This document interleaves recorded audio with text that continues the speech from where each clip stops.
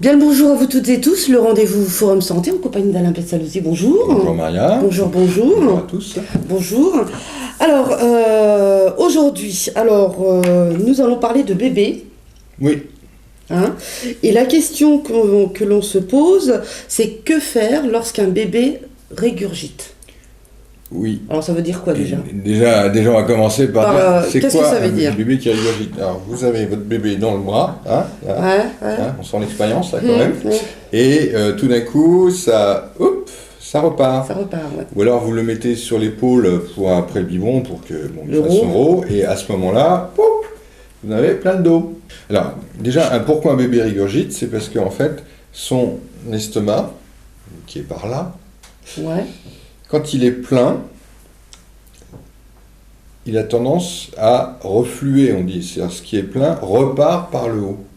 D'accord. Parce que le nœud qui est ici, qui est le cardia, c'est ce qu'on appelle un sphincter, c'est une sorte de nœud qui se ferme, une sorte de muscle lisse qui se ferme automatiquement, ne sait pas bien encore, n'est pas terminé.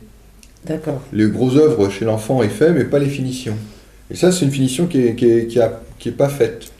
Donc le haut de l'estomac, on ne sait pas trop bien le fermer. D'accord.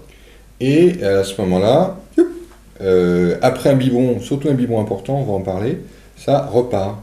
Parce qu'on sait que c'est pas une maladie en fait. Ouais. C'est une évolution, c'est parce qu'il est petit, il faut qu'il grandisse. Donc il y a déjà un premier point. On ne va pas, trop s'inquiéter. Mais il faut s'en occuper quand même. Il faut s'en occuper. On va aussi faire des règles simples d'hygiène. Première règle, quand un bébé régurgite, et on sent là, j'en ai déjà parlé avec les causes, c'est qu'il faut faire des plus petits biberons. On va lui donner un biberon de 90 au lieu de 120, ou un biberon de 60 au lieu de 90, et on va, à ce moment-là, donner plus souvent des biberons. Deuxième règle, c'est la position du bébé. Après le repas, déjà on ne le secoue pas. Ce serait bien. Oui, non, mais. Moi, mais on a tendance à se dire, c'est là qu'on va. Allez, il a fait un peu caca après avoir pris son biberon, ce qui est normal. Il y a des bébés que ça stimule, on va le changer tout de suite. Mais là, quand on le change tout de suite, il était debout, on va le coucher pour le changer. Alors là, automatiquement, ça repart. Ça repart. Donc, il y a aussi des façons de faire. Donc, quand il a bu son biberon, on le garde en demi-assis pendant au moins une demi-heure, tant que ça s'écoule.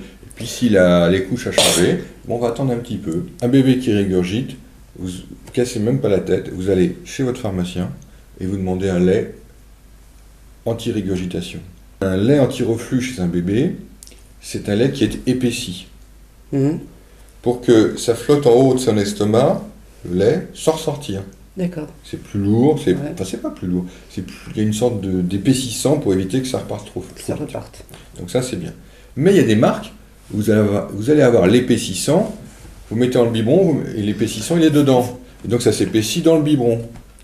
Oh là là, il faut choisir la bonne tétine. Et alors là, ça devient d'un compliqué parce que la tétine, il faut mettre des 3 vitesses liquide, purée quasiment pour que ça arrive à descendre et on se complique la vie, etc. Donc ça, ces types de lait, moi je ne les recommande pas.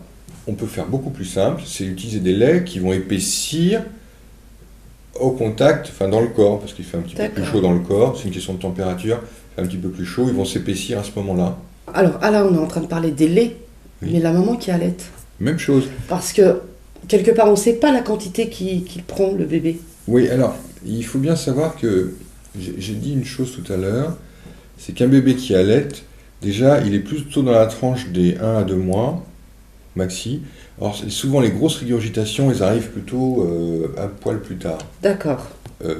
Parce que, généralement, à 1-2 mois, le bébé, il va prendre ce dont il a besoin. Et il s'arrête. Et il s'arrête de téter. Et c'est rare qu'il prenne plus et qu'il régurgite. C'est un mécanisme ça existe.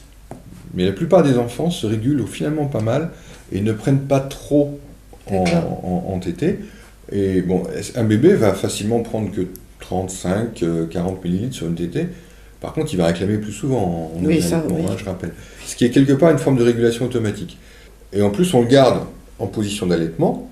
Donc il est en demi-assis, ça lui évite de régurgiter. Donc là, on a tous les éléments réunis pour que ça se passe mieux. Dans certains cas, sur certains bébés où les régurgitations sont spectaculaires, on va utiliser des médicaments. D'abord, des médicaments très simples, comme le Gaviscon. Le Gaviscon, c'est quoi? C'est une sorte, il y a un tampon pour limiter l'acidité, et il y a une algue qui va épaissir. En fait, on va épaissir avec une algue, donc c'est complètement naturel, et qui va éviter que le lait ne ressorte trop vite. Et il y a aussi un autre médicament, qui est la domperidone, qui va être mis pour tonifier le sphincter de l'estomac. Merci beaucoup Alain. Je vous en prie. À très bientôt. Faites coucou à votre bébé de ma part. Merci beaucoup, à très bientôt. Au revoir.